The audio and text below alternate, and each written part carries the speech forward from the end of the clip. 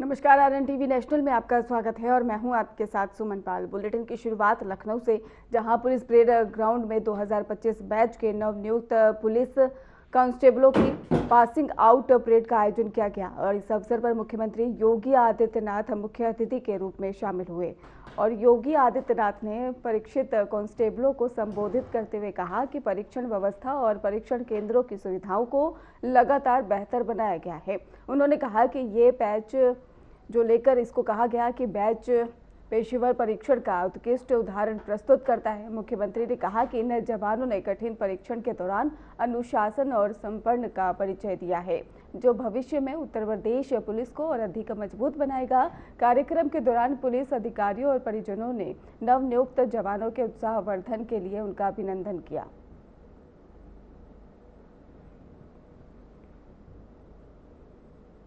तो पुलिस कांस्टेबलों की passing out parade का आयोजन, जहां पर सीएम योगी आदित्यनाथ मौजूद रहे, इसके साथ ही परीक्षण व्यवस्था में भी सुधार हुआ है। जवानों ने यहां पर अनुशासन संपन्न भी दिखाया है। माननीय केंद्रीय गृह एवं सहकारिता मंत्री आदरणीय अमित शाह जी ने 60,244 अभ्यर्थियों को यह नियुक्ति पत्र प्रदान किया था। 21 जुलाई 25 से जो प्रशिक्षण प्रारंभ हुआ, मुझे भी इस दौरान विभिन्न प्रशिक्षण केंद्रों के अंदर जाने का, उनके प्रशिक्षण और उनके लिए जो व्यवस्थाएं हैं उनको निरीक्षण करने का अवसर प्राप्त हुआ था। और मैं प्रसन्नतापूर्वक कह सकता हूं कि प्रशिक्षण भी और प्रशिक्षण के अंदर सुविधाएं भी पहले की तुलना में बेहतरीन करने का कार्य हुआ। और इस दौरान जो उन्होंने प्रशिक्षण लिया है, आज की ये ड्रिल यहां इस बात की गवाह है कैसे इन्होंने बेहतरीन प्रशिक्षण लेकर के पुलिस की प्रशिक्षण की व्यावसायिक प्रशिक्षण का एक उत्कृष्टतम उदाहरण प्रस्तुत करके उत्तर प्रदेश पुलिस बल को देश ही नहीं दुनिया की बेहतरीन पुलिस के रूप में स्थापित करने के लिए किए जाने वाले प्रयास में उनका क्या योगदान होने वाला है, वह हम लोगों ने अपनी आंखों से देखा है। पुलिस के प्रशिक्षण के बारे में कहा जाता है कि प्रशिक्षण में जितना पसीना बहेगा, बाद के जीवन में उतना ही कम खून बहाने की नौबत आती है। और मैं इस बात को देख रहा हूं कि इन बेटियों ने जिस मजबूती के साथ, जिस तत्परता के साथ, जिस समर्पण के साथ और जिस अनुशासन के साथ इस पूरे प्रशिक्षण के दौरान उसका परिचय दिया है, वह अत्यंत सराहनीय है। आज के इस अवसर पर मैं अवश्य आप सबसे कहना चाहूंगा कि पुलिस की जो सबसे बड़ी ताकत है, यूनिफॉर्मधारी किसी भी फोर्स की जो सबसे बड़ी ताकत होती है, वह होती है सबसे पहले उसका अनुशासन।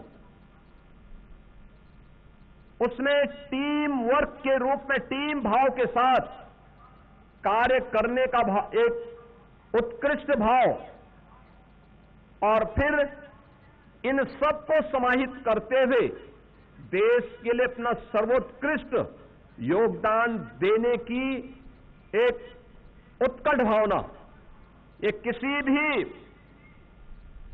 यूनिफॉर्मधारी फोर्स के लिए उसका महत्वपूर्ण पार्ट होता है। और मुझे बताते हुए प्रसन्नता है कि 2017 के पहले जैसे उत्तर प्रदेश पुलिस के सामने स्वयं का संकट था, चुनौती थी, उस उत्तर प्रदेश पुलिस को आज हम लोगों ने देश की बेहतरीन पुलिस बल के रूप में स्थापित किया। 2,18,000 से अधिक पुलिस कार्मिकों की भर्ती, 1 लाख से अधिक पुलिस कार्मिकों को अलग अलग फेजेज में उन्हें प्रमोशन देने की कार्रवाई। मुझे याद है 2017 में पुलिस के ट्रेनिंग की क्षमता, ये प्रशिक्षण की क्षमता मात्र 3,000 थी और आज मुझे बड़े गौरव के साथ कहते हुए प्रसन्नता की अनुभूति हो रही है कि हमने 60,244 उत्तर प्रदेश पुलिस आरक्षियों का प्रशिक्षण एक साथ उत्तर प्रदेश के ही केंद्रों में संपन्न किया है। यह उत्तर प्रदेश की इस प्रगति को बताता है जो पिछले 9 वर्ष के अंदर अर्जित किया गया। पुलिस के लिए बैरक किस प्रकार के बने हैं?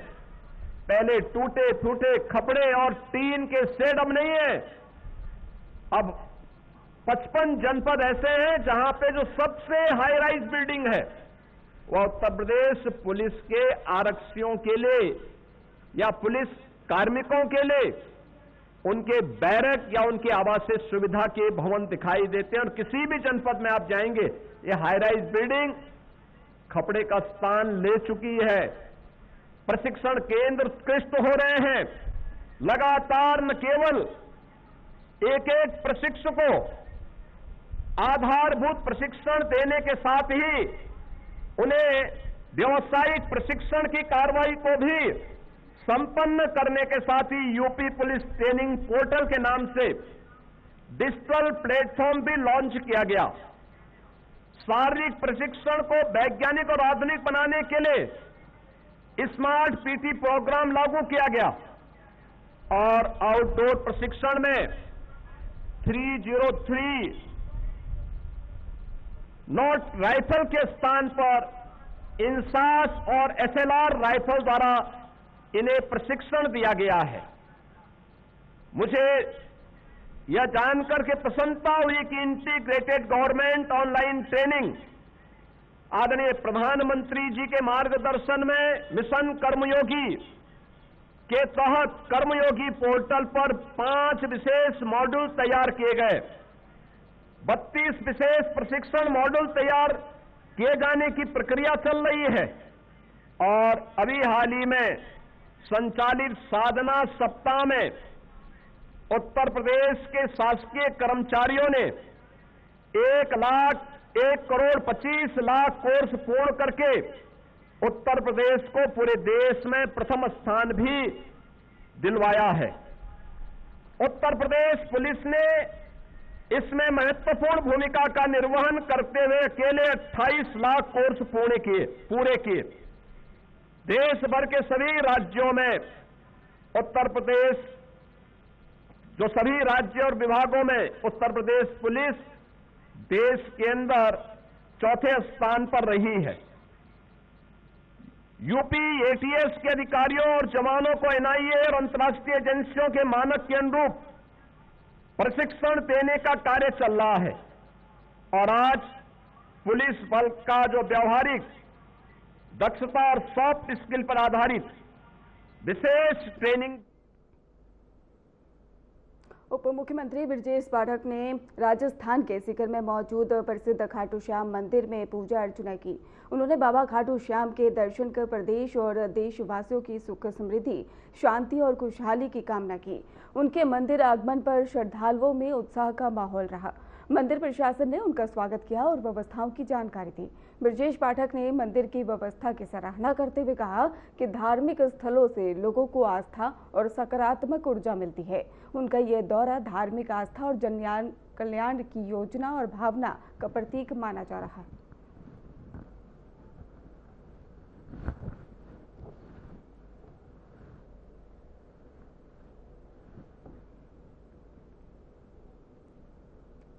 बीजेपी प्रदेश अध्यक्ष पंकज चौधरी अंबेडकर नगर पहुंचे, जहां कार्यकर्ताओं ने उनका भव्य और जोरदार स्वागत किया।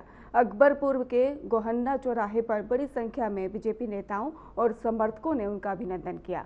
पंकज चौधरी आज जिले में कई महत्वपूर्ण कार्यक्रमों में हिस्सा ले रहे हैं। इस दौरान उन्होंने राजनीतिक बयान देते हुए कहा, आम आदमी पार्टी अपनी नीतियों से भटक गई है, जिसके कारण कई नेता पार्टी छोड़ रहे हैं। उन्होंने दावा किया है कि कई लोग बीजेपी में शामिल हो रहे हैं। संगठन लगातार मजबूत हो रहा है। साथ ही उन्होंने पश्चिम बंगाल में बीजेपी सरकार बनने की बात कही।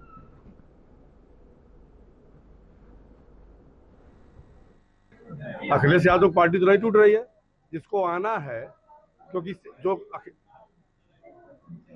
दिल्ली केजरीवाल की सरकार का जो हाल हुआ है, ये उनका बयान आपने राघव चड्ढा का पढ़ा। जिस नीतियों सिद्धांतों को लेकर के वो आप ज्वाइन किए थे, उससे पार्टी कहीं ना कहीं उनकी ट्रैक बदल दी है। उसके नाते और एक नहीं 7 लोगों ने भारतीय जनता पार्टी ज्वाइन की। आपको क्या लगता है? मुझे पूर्ण विश्वास है कि इस बार भारतीय जनता पार्टी का कमल बंगाल में खिलने।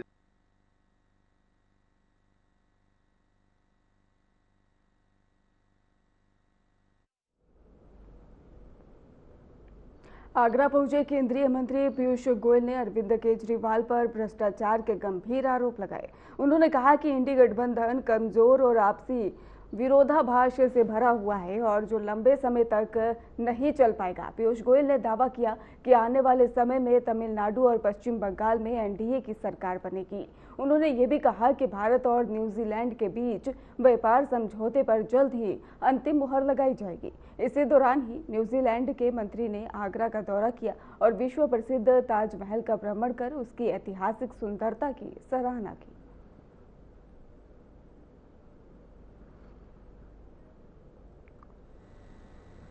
क्या कहना चाहेंगे? भारत और न्यूजीलैंड के बीच जो द्विपक्षीय व्यापार समझौता न्यूजीलैंड के वाणिज्य मंत्री टॉड मैकले और मेरे बीच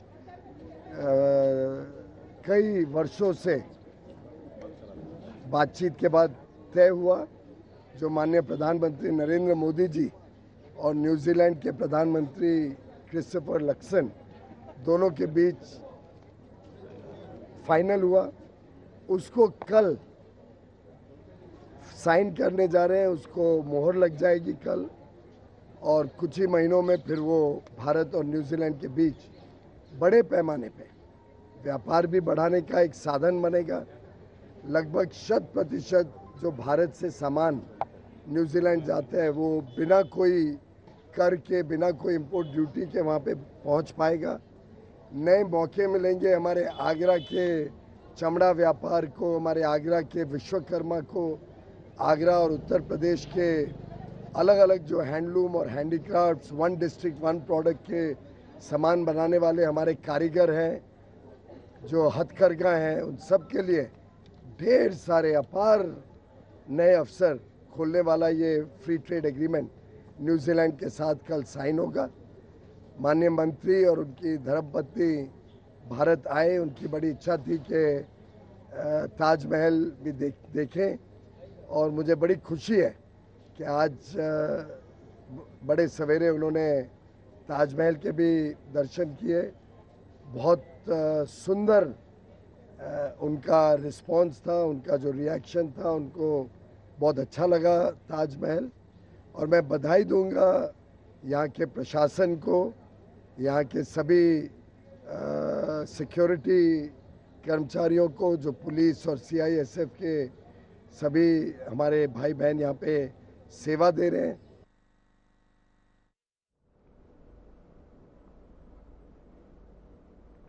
औरैया में समाजवादी पार्टी के पूर्व एमएलसी और डबल मर्डर के आरोपी कमलेश पाठक की मुश्किलें लगातार बढ़ती जा रही है।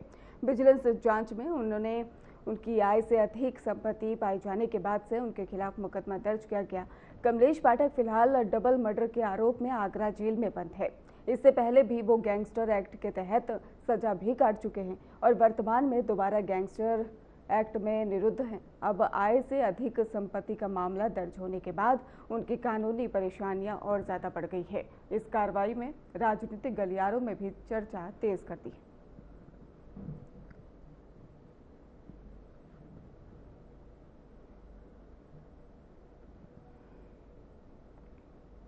आजमगढ़ में होमगार्ड भर्ती परीक्षा को पारदर्शी और शांतिपूर्ण ढंग से कराने के लिए प्रशासन पूरी तरह से सतर्क है। जिलाधिकारी रविंद्र कुमार और वरिष्ठ पुलिस अधीक्षक डॉक्टर अनिल कुमार ने कई परीक्षा केंद्रों का औचक निरीक्षण कर सुरक्षा और अन्य व्यवस्थाओं का जायजा लिया। अधिकारियों ने केंद्र व्यवस्थाओं और उसके साथ ही व्यवस्थापकों और पुलिसकर्मियों को नकल विहीन परीक्षा कराने के निर्देश दिए। जिले के 13 केंद्रों पर परीक्षा 3 दिनों तक 2 पालियों में आयोजित की जा रही है और प्रत्येक पाली में 5,808 अभ्यर्थी शामिल हो रहे हैं और हर केंद्र पर पर्याप्त पुलिस बल और सेक्टर मजिस्ट्रेट और स्टेटिक मजिस्ट्रेट तैनात किए गए हैं ताकि परीक्षा निष्पक्ष और व्यवस्थित ढंग से संपन्न हो सके।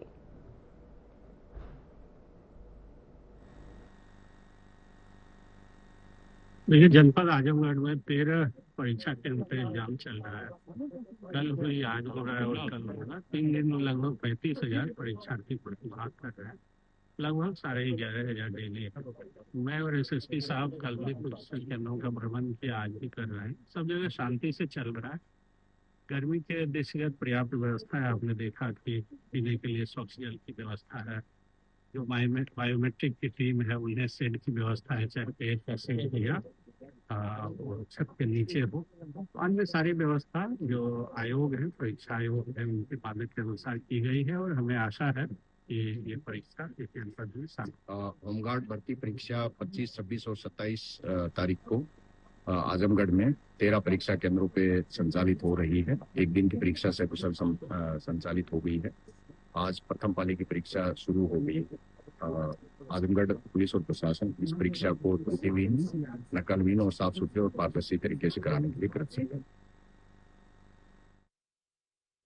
श्रावस्ती में जिलाधिकारी अन्नपूर्णा गर्ग ने विकासखंड जमुनाहा के कई गेहूं क्रय केंद्रों का औचक निरीक्षण कर खरीद व्यवस्थाओं का जायजा लिया और निरीक्षण के दौरान उन्होंने किसानों से बातचीत कर उनकी समस्याएं सुनी और केंद्र प्रभारियों को आवश्यक निर्देश भी दिए। जिलाधिकारी ने कहा कि किसानों के लिए केंद्रों पर छाया, पेयजल, बैठने की व्यवस्था और वाहनों की पार्किंग जैसी सुविधाएं उपलब्ध रहनी चाहिए। साथ ही इलेक्ट्रॉनिक कांटा और नमी मापक यंत्र और बोरों की व्यवस्था भी की जानी चाहिए। और इसके साथ ही उन्होंने बताया कि शासन द्वारा गेहूं का न्यूनतम समर्थन मूल्य 2,585 रुपये प्रति क्विंटल निर्धारित किया गया है।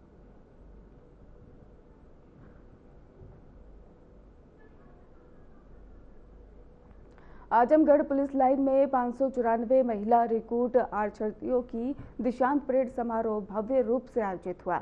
मुख्य अतिथि डीआईजी सुनील कुमार सिन्हा ने परेड की सलामी ली और सभी परीक्षुओं को सेवा की शपथ दिलाई है। इन महिला बताया जा रहा है कि रिक्रूट्स ने 9 महीने का कठिन परीक्षण पूरा किया, जिसमें आजमगढ़, गाजीपुर और इसके साथ मऊ और भदोही की परीक्षु शामिल है। और इसके साथ ही आपको बता दें, इस दौरान उन्हें शारीरिक और शैक्षणिक दोनों तरह की तैयारी कराई गई है। उत्कृष्ट प्रदर्शन करने वाले 19 महिला रिक्रूट आरक्षियों को सम्मानित भी किया गया और कार्यक्रम में पुलिस अधिकारी, अभिभावक और अन्य गणमान्य लोग मौजूद रहे। समारोह उत्साह और अनुशासन और गरिमा के साथ संपन्न हुआ।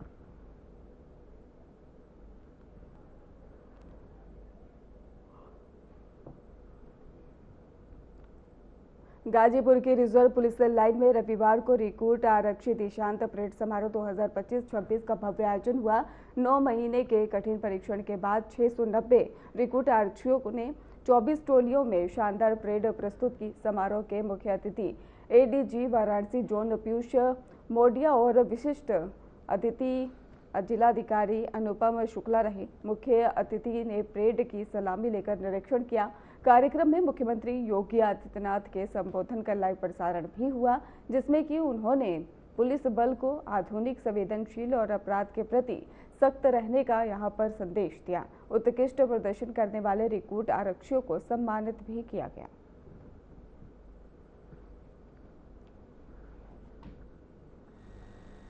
आज गाजीपुर जनपद में 690 प्रशिक्षु आरक्षियों की पासिंग आउट परेड संपन्न हुई। आपने देखा इतनी बड़ी संख्या में इतना सुंदर प्रदर्शन इस पुलिस लाइन के ग्राउंड पर हमारे नए कांस्टेबल्स द्वारा किया गया। और एक बात और आपको बताना चाहता हूँ, यह दिवस ऐतिहासिक इस कारण से भी है, जितने लोग आपने आज मैदान में देखे इससे 1.5 गुना ज़्यादा यानी 1008 आरक्षी आज से हमारे जनपद की पुलिस में बढ़ जाएंगे। जो पूरी पुलिस फोर्स है उसमें इतने गुना वृद्धि इससे पहले आज तक उत्तर प्रदेश में कभी नहीं हुई। बहुत महत्वपूर्ण रहेगा क्योंकि पुलिसिंग में, शहर में पेट्रोलिंग में, गश्त करने में, अपराधियों पर निगाह रखने में, उनके विरुद्ध कार्रवाई करने में जनशक्ति का बहुत महत्व है। और अगर हमें जनशक्ति इस अनुपात में बढ़ जाती है जैसे कि आज बढ़ रही है, इनमें 204 महिला आरक्षी भी इसमें शामिल होंगी, तो हम निश्चित ही उन सभी इलाकों में जहाँ ज़्यादा आरक्षियों की आवश्यकता है, जहाँ घटनाएं ज़्यादा होती हैं, आपराधिक तत्व ज़्यादा हैं, वहाँ हम भी उनके विरुद्ध ज़्यादा प्रभावी तरीके से कार्रवाई करने में सक्षम हो गए। हरदोई में आयोजित भव्य पासिंग आउट परेड में 492 प्रशिक्षु पुलिस रंग रूटों ने सफलतापूर्वक परीक्षण पूरा किया। इस अवसर पर अपर पुलिस महानिदेशक प्रवीण कुमार मुख्य अतिथि के रूप में शामिल हुए। उन्होंने सभी रंग रूटों को प्रमाण पत्र देकर उनके उज्जवल भविष्य की भी शुभकामनाएं दी। एडीजी ने कहा कि पुलिस सेवा केवल नौकरी नहीं बल्कि समाज की सुरक्षा और सेवा का महत्वपूर्ण दायित्व है। और परेड के दौरान ही रंग रूटों ने शानदार अनुशासन, तालमेल और ड्रिल का भी प्रदर्शन किया, जिसकी सभी ने सराहना की है। समारोह में पुलिस विभाग के कई वरिष्ठ अधिकारी मौजूद रहे। उन्होंने प्रशिक्षुओं को उत्साह भी बढ़ाया।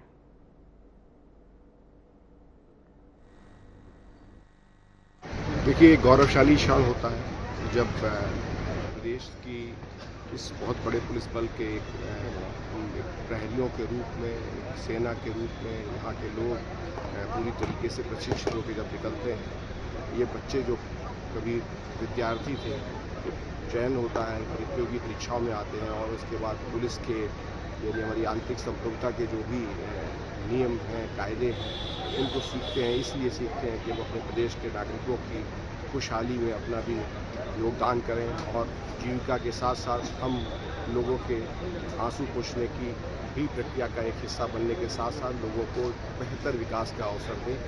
और ये पूरे सभी जितने भी लोग हमारे प्रशिक्षु आज पास आउट हुए हैं वो तो बधाई के पात्र हैं। एक बहुत अच्छी परेड, बहुत अच्छा प्रशिक्षण कराया है, उसके लिए एसपी हरदोई और उनकी पूरी टीम इसके लिए बधाई के पात्र है।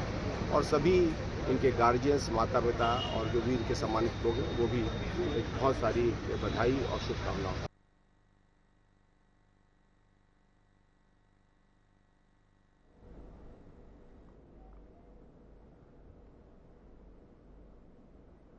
चंदौली के चकिया में शराफा कारोबारी से 16 लाख रुपए की टप्पेबाजी के मामले में पुलिस ने महज 12 घंटे में यह पूरा मामला सुलझा दिया।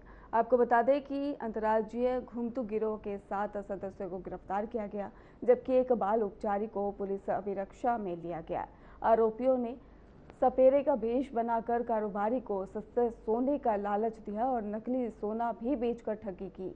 पुलिस ने त्वरित कार्रवाई करते हुए 15.80 लाख रुपए नकद बरामद भी किए और यह गिरोह उड़ीसा के कई जिलों का रहने वाला है और कई राज्यों में सक्रिय रहा है। मामले का खुलासा पुलिस लाइन में प्रेस वार्ता के दौरान किया गया।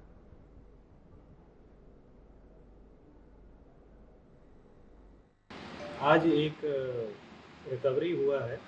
बेसिकली 23/4/26 को ये सूचना आया था कि एक ठगी हुआ था और सूचना 25 तारीख को दिया गया था। उसके बाद तत्काल FIR पंजीकृत करके टीम्स वगैरह बना करके तुरंत सर्विलांस एवं अन्य SOG को भी मदद से लेकर के चकिया पुलिस ने एक ठगी वाला मामला में इसमें सक्सेस हुआ है। बेसिकली इनका अपराध करने का तरीका ये है कि ये घुमंतु लोग हैं जो घूम करके लोगों से ठगी करते हैं और यहाँ चकिया थाना क्षेत्र अंतर्गत एक सुनार के साथ लगभग 16 लाख ठगी की किए थे, जिसमें से 15,80,000 का रिकवरी भी हुआ है और 7 शातिर अभियुक्त को गिरफ्तार किया गया, जिसमें से 4 पुरुष है और 3 महिलाएं भी इसमें इन्वॉल्व है। इनका अपराध करने का तरीका ये है कि पहले ये असली सोना देते हैं सुनार लोगों को कुछ पैसा को ले करके, उसके बाद जो है एक बड़ा सम इनसे ले लेते हैं, फिर उसके बदले में जो देते हैं वो फेक सोना निकलता है। तो इसी तरह से इन्होंने 16 लाख का ये ठगी किया गया था और उसमें 99% हम लोगों ने रिकवर भी किया है और इनको गिरफ्तार करके जेल भी भेजा गया। एक इनके साथ एक नाबालिग बच्चे का भी ये लोग उपयोग कर रहा था जो 12-13 साल का है, क्योंकि इसके उम्र कम है, उसको CWC के समक्ष प्रस्तुत किया गया।